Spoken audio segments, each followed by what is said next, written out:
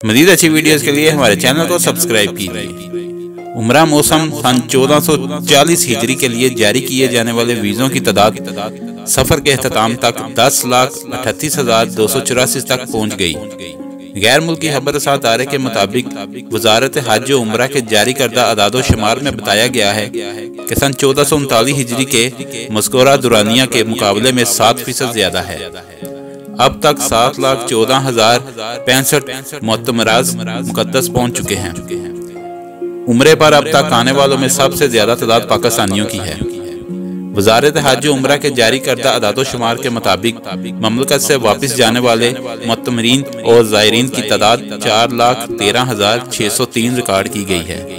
उम्रे पर आने वालों में दूसरा नंबर भारत का और तीसरा नंबर इंडोनेशिया का है, जबकि यमन, मलेशिया, अमारात, तुर्की, बरतानिया, उर्दन और बांग्लादेश बिलतरतीब चौथे नंबर और 5वें, 6ठे, 7वें, 8वें, 9वें और 10वें नंबर पर हैं। अगर आपको हमारी वीडियो अच्छी लगी है तो इसको लाइक और शेयर करें और कमेंट्स में अपनी राय का इज़हार ज़रूर कीजिए। शुक्रिया।